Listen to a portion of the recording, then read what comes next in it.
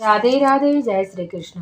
स्वागत करती हूँ आप सभी का अपने YouTube चैनल द्वापर युग की कथाएं में। भगवान कृष्ण और राधा रानी की कृपा आप सभी भक्तों पर सदैव बनी रहे।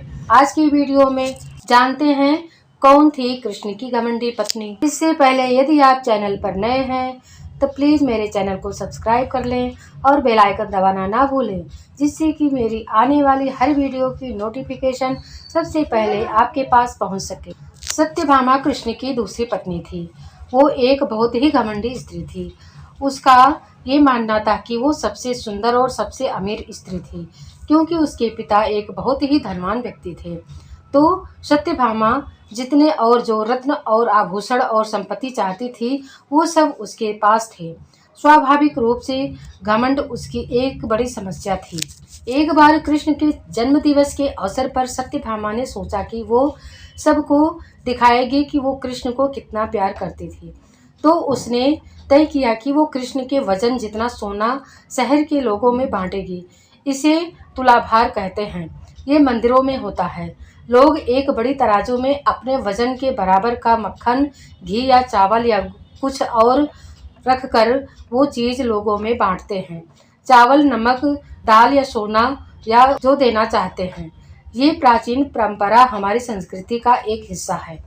सत्यभामा ने तुलाभार की व्यवस्था की। लोग बहुत प्रभावित हुए, पर कृष्ण पर इन बातों का कोई असर नहीं हुआ। वह आकर तराजू में एक पलड़े पर बैठ गए। सत्यभामा जानती थी कि उनका वजन लगभग कितना है और उसने उतना सोना तैयार ही रखा था, पर अब उसने सब सोना दूसरे पलड़े पर रख दिया तो कांटा जरा भी नहीं हिला। कृष्ण का पलड़ा थोड़ा भी ऊपर नहीं हुआ।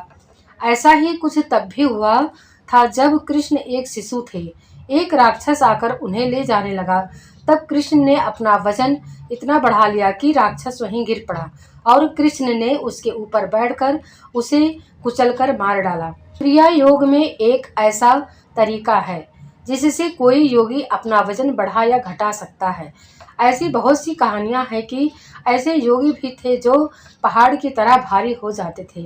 तो इस बार भी कृष्ण अपना वजन बढ़ाकर तराजू में बैठ गए थे।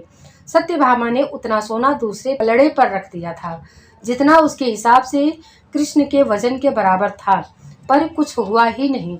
तब तक शहर के सभी लोग ये घटना देखने के लिए आ गए थे। तब उसने अपने नौकरों से वो सभी गहने मंगवाए जो उसके पास थे। एक के बाद एक वो गहने डालती जा रही थी और सोच रही थी कि काम हो जाएगा, पर कुछ नहीं हुआ। तब उसने वो सब कुछ भी रख दिया जो उसके पास था, पर पलड़ा जरा भी नहीं हिला। वो रोने लगी क्योंकि ये सब उसके लिए बहुत शर्मजनक था। सारा शहर देख रहा था और उसके पास पर्याप्त सोना नहीं था। वो जो हमेशा अपनी संपत्ति के बारे में इतनी घमंडी थी, उसके पास पर्याप्त सोना नहीं था और उसे समझ में नहीं आ रहा था कि वो क्या करे। तब उसने रुक्मणी की ओर देखा, जिससे वो बहुत जलती थी और हमेशा परेशान रहती थी। उसने रुक्मणी से पूछा, अब मैं क्या करूं? क्योंकि ये बात सिर्फ मेरे लिए ही नहीं, पर तुम्हारे और हम सब के लिए भी बहुत शर्मजनक है। मैं क्या करूं? तब रुक्मणी बाहर गई और तुलसी के पौधे के 3 पत्ते उठा लाई। जैसे ही तुलसी के वह पत्ते उसने तराजू के दूसरे पलड़े पर रखे, कृष्ण का पलड़ा तुरंत ही ऊपर उठ गया। यह देख सत्यभामा का घमंड चकनाचूर हो गया। बोलिए बांके बिहारी लाल की जय, राधा रानी सरकार की जय। प्रिय श्रोताओं, अगर आप लोगों को मेरी यह कथा अच्छी लगी हो तो प्लीज़ मेरे वीडियो को लाइक करें, शेयर करें, कमेंट करें और मेरे चैनल को सब्सक्राइब करें। धन्यवाद।